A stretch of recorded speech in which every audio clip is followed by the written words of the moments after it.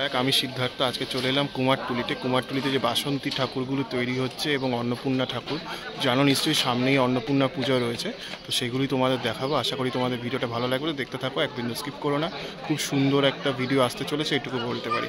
খুব সুন্দর করে কিন্তু এখানে মা দুর্গা তৈরি করা হয়েছে, এটা বাসন্তী পুজোর জন্য হয়, সেটা কিন্তু এখানে তৈরি করা হয়েছে, সেটাই তোমরা দেখবে। তো চলো দেখতে থাকো, আশা করি ভিডিওটা ভালো লাগবে। কুমারটুলির একদম রাস্তার পাশেই কিন্তু এই ঠাকুরগুলো দেখো তৈরি হচ্ছে, মানে রবীন্দ্র সরণির একদম রাস্তার পাশেই। এগুলো হচ্ছে সমস্তটা অন্নপূর্ণা ঠাকুর, ছোট্ট আকারে।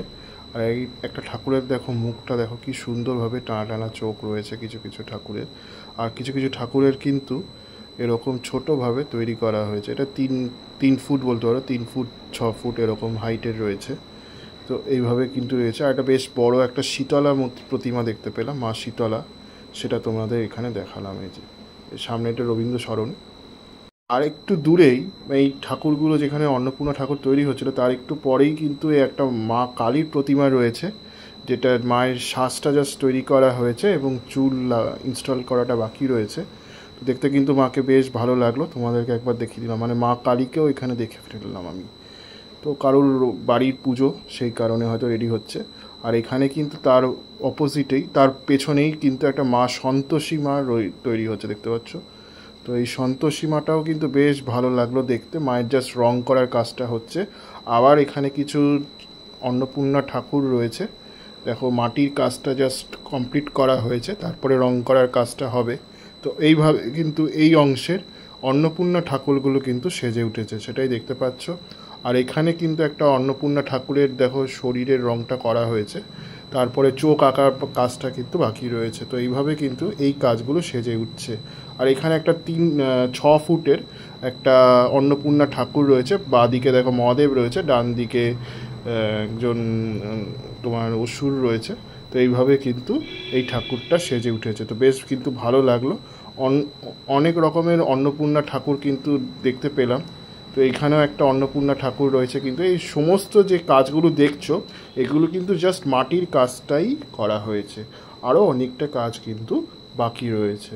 আর এইখানে কিন্তু একটা ঠাকুরকে মোটামুটি তৈরি করে তারপরে কিন্তু এখানে দেখো এই মাটি দিয়ে আর জল দিয়ে কিন্তু এই জায়গাটা মসৃণ করে ফেলা হচ্ছে, মসৃণ করছে, যাতে কোনো রং করার সময় কোনো কিছু অসুবিধা না হয়, সেটাই কিন্তু তোমরা এখানে দেখতে পাচ্ছ।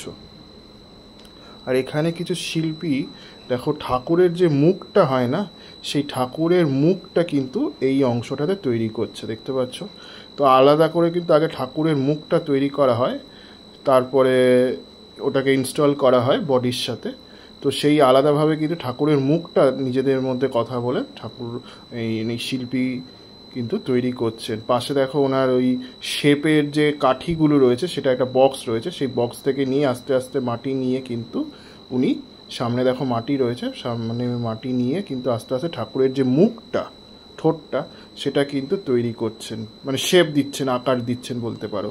তো এইভাবে কিন্তু একটা দীর্ঘ মেয়াদী পরিকল্পনার মাধ্যমে কিন্তু এই মৃৎশিল্পীরা মাকে রেডি করেন। যে কোনো ঠাকুরই বলো, গডেস বা পুরুষ ভগবান বা এমনি ভগবান, সবাইকে কিন্তু এরা খুব সুন্দরভাবে তৈরি করেন, সেটাই কিন্তু দেখতে পাচ্ছ।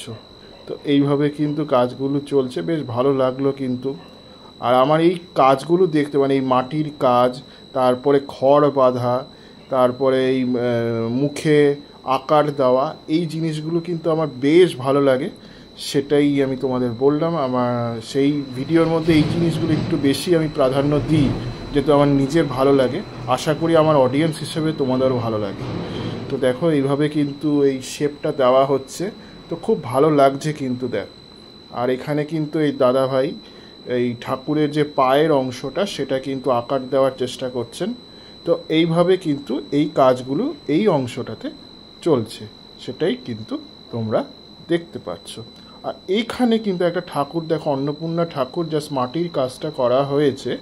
এবার কিন্তু আস্তে আস্তে মাটির প্রলেপ দেওয়া হবে। দেখো সেকেন্ড মাটির প্রলেপ দেওয়া হলো। আর মুখটাকে, মহাদেবের যে মুখটা, সেটা আলাদাভাবে তৈরি করে কিন্তু বডির সাথে অ্যাটাচ করে নেওয়া হয়েছে মাটি দিয়ে। তারপরে এবার একটা নতুন জিনিস দেখো, এবার আস্তে করে কিন্তু মাটিটা ওই মানে মাথার মধ্যে কিন্তু দেওয়া হচ্ছে। তারপরে ওই মাটিটার সাথে কিন্তু মাথার যে খুলির অংশটা সেটা কিন্তু অ্যাটাচ করে দেওয়া হবে। দেখতে থাকো, দেখো আস্তে আস্তে কিন্তু জাস্ট মাটির ভেতর মানে মুখের মাথার ভেতরে কিন্তু আস্তে আস্তে মাটিটা দেওয়া হচ্ছে। দেখো দেওয়া হলো। এবার দাদা কিন্তু ওই মাথার যে খুলিটা বা স্কাল্পটা সেটা রেডি করছেন এই যে মাটি দিয়ে। এবার দেখো হাত দিয়ে কিন্তু ওই স্কাল্পটা রেডি করছেন, খুলিটা যেটাই বলো। তো সেটা কিন্তু আস্তে আস্তে শেপ দিচ্ছেন। শেপ দেওয়ার পরে দেখো কিভাবে শেপ দিচ্ছেন, বেশ ভালো লাগছে কিন্তু দেখতে। বেশ আস্তে আস্তে দেখো শেপ দিচ্ছেন। এবার আস্তে আস্তে জল দিয়ে সেই জায়গাটা ভিজিয়ে দিল যাতে নরম হয়ে যায়, এবং তারপরে কিন্তু মাটিটা ইনস্টল করে দিল। দেখো মাথার যে খুলির অংশটা সেটা আস্তে আস্তে দেখো ইনস্টল করে দিচ্ছে। মানে কিভাবে স্টেপ বাই স্টেপ একটা ঠাকুর তৈরি হয় সেটা তোমাদের দেখাচ্ছি। দেখো কি সুন্দরভাবে এই জিনিসগুলো কিন্তু এনারা তৈরি করেন। মানে দীর্ঘমেয়াদী একটা প্রসেস বলতে পারো কিন্তু এই ঠাকুর তৈরি করা, প্রতিমা তৈরি করা। প্রতিমা যে মৃৎশিল্পীরা তৈরি করেন তাদের একটা দীর্ঘমেয়াদী পরিকল্পনা থাকে। বলে না যে কোনো জিনিস সৃষ্টি করতে অনেক সময় লাগে আর ভাঙতে কিছুক্ষণের অপেক্ষা, সেরকমই আর কি। সৃষ্টি করতে প্রচুর সময় লাগে, সেটাই কিন্তু এখানে দেখতে পেলাম আমি। মানে একটা জিনিস সৃষ্টি করতে যে এত সময় লাগে সেটা না নিলে ভালো হয় না। মানে পুরো ফাইনেস্ট, মানে একটা খুঁতো তুমি এই মৃৎশিল্পীদের মধ্যে থেকে কিন্তু খুঁজে পাবে না। তারা খুব ফাইনেস্টভাবে কিন্তু এই কাজগুলো তৈরি করে থাকেন কুমারটুলিতে। তো সেটাই দেখো, সামনে অন্নপূর্ণার পুজো, বাসন্তী পুজো রয়েছে 1 সপ্তাহ বাদেই। তো তার আগে আমি তোমাদের দেখালাম। এই ভিডিওটা শ্যুট করেছিলাম আমি 29শে মার্চ, আর 30শে মার্চ আমি দিয়ে দেবো। তো আশা করি দেখো, এবং তোমাদের এই মৃৎশিল্পীর যে কাজগুলো কুমারটুলির বুকে, তো তোমাদের ভালো লাগবে। আর এখানে কিছু অন্নপূর্ণা ঠাকুর দেখো মাটির অংশটা কাজ করা হয়েছে। তো এইভাবে কিন্তু এই অংশের কাজগুলো রেডি হয়েছে। আমার তো দেখে বেশ ভালো লেগেছে, আশা করি তোমাদেরও ভালো লেগেছে। তো আমি এইগুলোতে নর্মাল তোমাদের দেখাচ্ছি, তো তোমরা দেখে বোঝো যে কতটা পরিমাণে কষ্ট করে এই মৃৎশিল্পীরা কিন্তু প্রতিমাগুলোকে নির্মাণ করেন। তো এখানে কিন্তু সন্তোষী মা তৈরি হচ্ছে, বারোয়ারি কোনো এক জায়গায় যাবে, তো সন্তোষী মা কিন্তু এখানে রেডি হচ্ছে। আর এখানে কিন্তু মা দুর্গার একটা মূর্তি এখানে মোটামুটি তৈরি করা হয়েছে। তারপরে মাথার কাজটা, ওইগুলোর কাজ রয়েছে।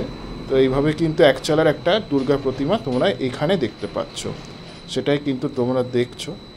তো এই সন্তোষী মা যে দেখলে তার পাশেই কিন্তু এই দুর্গা প্রতিমাটা একচালার তৈরি হচ্ছে, সেটাই তোমরা দেখলে। তো বেশ ভালো লাগলো কিন্তু আস্তে আস্তে। আর এখানে একটা দুর্গা প্রতিমা কিন্তু অলমোস্ট রেডির পথে, মাটি হয়ে গেছে। এবার আস্তে আস্তে কিন্তু মানে রঙের কাজটা হবে। তো এইভাবে কিন্তু এই অংশের কাজগুলো তৈরি করা হয়েছে, দেখতে কিন্তু বেশ ভালো লাগছে। আর এইখানে কিন্তু মাটির যে দোমেটের যে কাজটা হয়, সেই দুর্গা প্রতিমার, এই একচালা দুর্গা প্রতিমার কিন্তু সেই কাজটাই করা হচ্ছে, দোমেটের কাজটা। এবার শিল্পী আস্তে আস্তে কিন্তু হাতের যে 10 হাতের যে বাঁদিকের অংশটা সেটা রূপদান দিচ্ছেন, মানে আকার দেওয়ার চেষ্টা করছেন আমাদের হাতের যে অংশটা সেইটার। আর এইখানে একটা অন্নপূর্ণা ঠাকুর রয়েছে কিন্তু। তো এইভাবে কিন্তু এই ঠাকুরগুলো তৈরি করা হচ্ছে। বেশিরভাগটাই আমি যা দেখলাম অন্নপূর্ণা ঠাকুর রয়েছে, আর কিছু কিছু মা দুর্গার কাজ করা হচ্ছে। তো এই কিছু কিছু ঠাকুর কিন্তু বাসন্তী ঠাকুর পুজো যেটা হয় বসন্তকালে, সেই দুর্গা পুজোর জন্য কিছু দুর্গা ঠাকুর কিন্তু তৈরি করা হয়েছে। আর কিছু কিন্তু আশ্বিন মাসে যে দুর্গা পুজো আসছে সেপ্টেম্বর মাসে, সেটার জন্য তৈরি করা হচ্ছে। তো এইভাবে কিন্তু দেখতে পাচ্ছ। তো যেগুলো মোটামুটি ফিনিশড অবস্থায় তোমরা দেখছো মা দুর্গাগুলো, সেইগুলো কিন্তু ওই বাসন্তী পুজোর জন্য। আর এখানে দেখো এই যে অন্নপূর্ণা ঠাকুরটা তোমরা দেখছো, মহাদেব শিবকে কিন্তু ফাইন করা হচ্ছে, মুখটা শিরিষ কাগজ দিয়ে ঘষে ফাইন করে নেওয়া হচ্ছে, যাতে রং করার সময় কোনো দানা বা দানা দানা যে থাকে গোটা গোটা, ওই জিনিসগুলো যেন রঙের মধ্যে ফুটে না ওঠে। তো সেই জন্য কিন্তু এই শিরিষ কাগজ দিয়ে এটাকে ফাইন করে নেওয়া হচ্ছে, মাটিটাকে চেঁচে, যাতে রং করতে গেলে কিন্তু ভালো করে ফুটে ওঠে। সেই কারণে কিন্তু এই কাজটা করা হচ্ছে। মানে রং করার আগে কিন্তু জাস্ট এই কাজটা করা হয়, তারপরে রং করা হয়।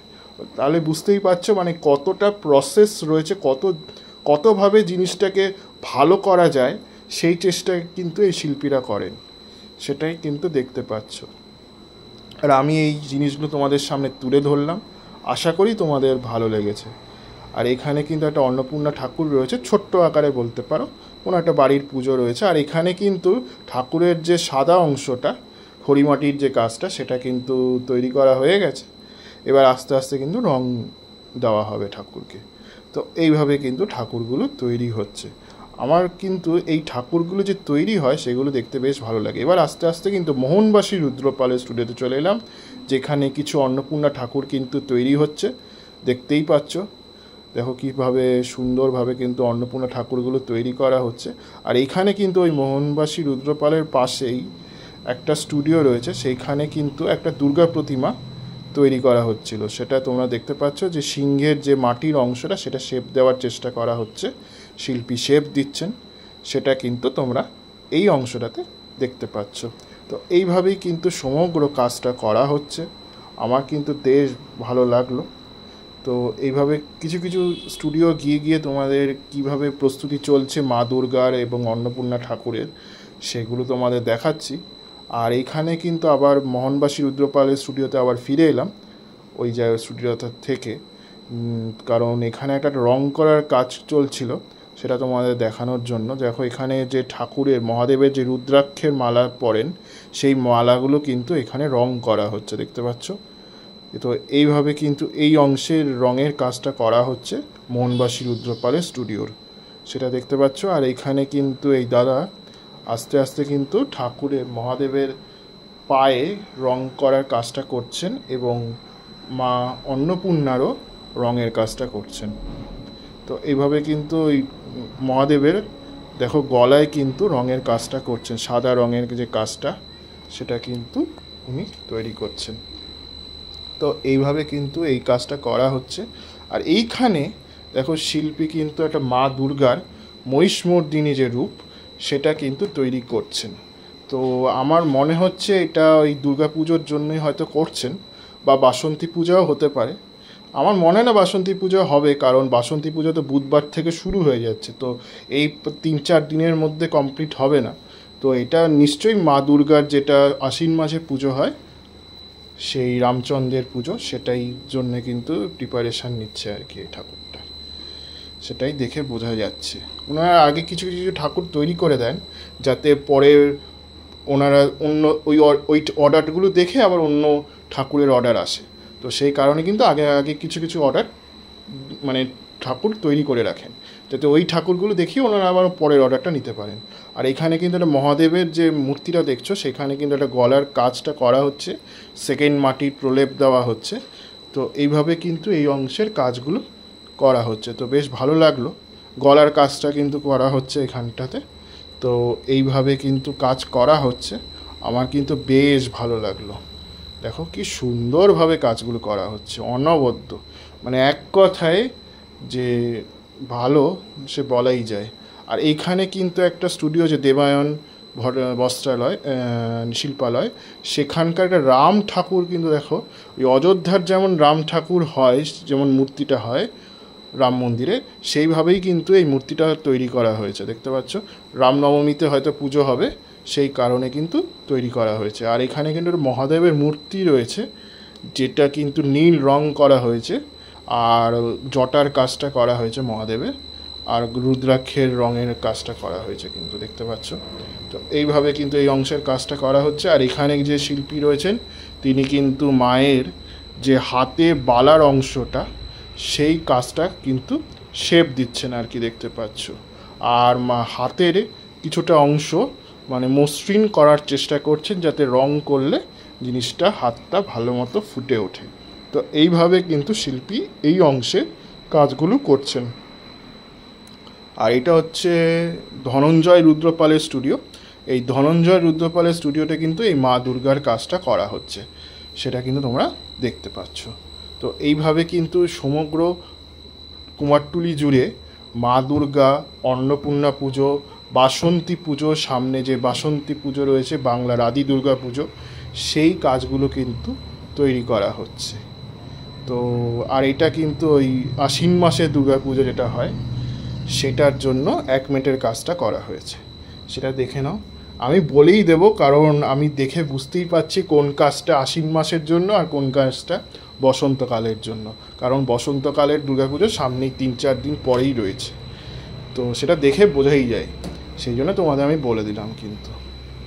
তো আর এটা অন্নপূর্ণা ঠাকুর রয়েছে। এইখানে একটা স্টুডিওতে গেলাম, যেই স্টুডিওতে গিয়ে ভেতরেই আমি দেখলাম যে মা দুর্গা কিন্তু মোটামুটি প্রায় রেডিই বলা চলে।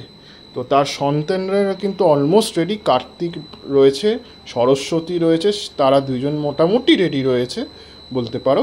কিন্তু মা দুর্গার জাস্ট চোখের কাজটা করা হয়েছে এবং মাকে কিন্তু শাড়ি পরানোর কাজটা বা গহনা পরানোর কাজটা কিন্তু বাকি রয়েছে। তার সাথে মায়ের সাজসজ্জাও রয়েছে, মায়ের চুল লাগানো রয়েছে, এই জিনিসগুলো কিন্তু মায়ের বাকি রয়েছে। আর এটা কিন্তু আমি বলেই দিলাম তোমাদের, এটা বাসন্তী ঠাকুর, কোনো বেলঘুলিয়া অঞ্চলের কোনো বাসন্ত ঠাকুর, বোধেশ্বর পাল অ্যান্ড সানস, সেই যে স্টুডিও থেকে কিন্তু এই ঠাকুরটা তৈরি করা হচ্ছিল।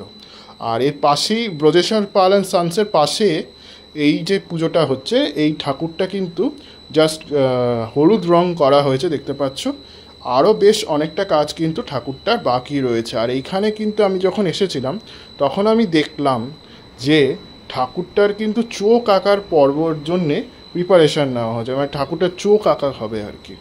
তো ঠাকুরের চোখদান যে জিনিসটা হয় সেটা কিন্তু আমার দেখতে বেশ ভালো লাগে এবং আমি তোমাদেরকেও দেখালাম। দেখো ঠাকুরের চোখের অংশটা কিন্তু এখানে নিখুঁতভাবে শিল্পী তৈরি করছেন। তো এই জিনিসগুলো কিন্তু আমার দেখতে বেশ ভালো লাগে, তাই তোমাদেরকেও দেখালাম। মানে আমার এই মাটি আঁকা, আস্তে আস্তে মাটি প্রলেপ দেওয়া ঠাকুরের মধ্যে, চোখ আঁকা, রং করা ঠাকুরকে, এই জিনিসগুলো কিন্তু, এই গঠনগুলো কিন্তু বা এই সৃষ্টিগুলো কিন্তু আমার খুব ভালো লাগে দেখতে, নিজে দেখতে ভালো লাগে, তাই তোমাদেরকেও দেখালাম। আশা করি তোমাদেরও ভালো লাগবে এই ঠাকুরগুলো দেখানোটা। তো আমি দুর্গাপুজোর আগে, বসন্তকালে দুর্গাপুজোর আগে এবং অন্নপূর্ণা পুজোর আগে কিন্তু তোমাদের এই ঠাকুরগুলো দেখাচ্ছি। আর এখানে কিন্তু মা দুর্গার যে বুরুর অংশটা, আইব্রো যেটাকে বলো, সেই অংশটা কিন্তু শিল্পী এখানে তৈরি করছেন তার নিখুঁত তুলির টানে, সেটা কিন্তু তোমরা দেখতে পাচ্ছ। তো এইভাবেই সমগ্র কাজটা করা হচ্ছে। এবার আস্তে আস্তে কিন্তু ডান সাইডের যে বুরু বা আইব্রো যেটাই বলো, সেটাই কিন্তু এখানে তৈরি করা হচ্ছে। শিল্পী তার নিপুণ দক্ষতায়, তার নিপুণ তুলির টানে ফুটিয়ে তুলছেন। তো আমি একটা জিনিস দেখলাম, মানে এই যে শিল্পীরা এত নিখুঁতভাবে কাজ করেন, তো তারা কিন্তু অনেকটা সময় এই শিল্পের কাজে ব্যয় করেন। তো হ্যাটস অফ টু দেম, এই গরমের মধ্যেও তারা যে এত কষ্ট করে এই শিল্পটাকে নিয়ে আসছেন, তার জন্যে কিন্তু হ্যাটস অফ বলা যেতে পারে। দেখো আর এখানে কিন্তু ছোট ছোট গণেশ ঠাকুর তৈরি করা হচ্ছে। পয়লা বৈশাখ রয়েছে সামনে, সেই জন্য ডাইসিংয়ের গণেশ ঠাকুর কিন্তু রয়েছে, মানে মাটির ছাঁচে ফেলে যে গণেশ ঠাকুরগুলো তৈরি করা হয় ডাইসিং করে, সেইগুলো কিন্তু ছাঁচের গণেশ ঠাকুর বলতে পারো। তো সেইগুলো কিন্তু তৈরি করা হচ্ছে। তো এখন ওনারা দাম বলতে চাননি, আমি পরবর্তী সময় পয়লা বৈশাখে আগে কিন্তু এসে আমি তোমাদের দামগুলো জানিয়ে দেবো, ঠিক আছে? পয়লা বৈশাখ এখন দেরি আছে, 10-15 দিন মতো রয়েছে, আমি তার আগে এসে কিন্তু এই গণেশ ঠাকুরের দাম কেমন সেগুলো তোমাদের আমি জানিয়ে দেবো, ঠিক আছে? আর এখানে কিন্তু একটা গণেশ ঠাকুরের দেখো রং করা হচ্ছে, ওই যেই শিল্পালয়টা দেখলাম যেখানে ওই চোখ আঁকা হচ্ছিল, সেখানেই কিন্তু এখানে সেই রংটা করা হচ্ছে। তো এইভাবে সমগ্র কাজটা করা হচ্ছে, বেশ ভালো লাগছে কিন্তু আমার দেখে। আর এইখানে দেখো একটা অন্নপূর্ণা ঠাকুরও রয়েছে। তো এই অন্নপূর্ণা ঠাকুরটা কিন্তু কোনো একটা বাড়িতে যাবে, সেই কারণে কিন্তু মসৃণভাবে এই অংশটা কাজ করা হচ্ছে, দেখতে পাচ্ছ, তুলি দিয়ে জল দিয়ে কিন্তু করা হচ্ছে। আর এখানে কিন্তু মা দুর্গার চোখ আঁকা হচ্ছে, দেখো চোখের যে আইলিড যেটা রয়েছে সেটা কিন্তু তৈরি করা হচ্ছে। তো বেশ ভালো লাগলো, তোমরা একটু দেখে নাও, আশা করি তোমাদের ভালো লাগবে।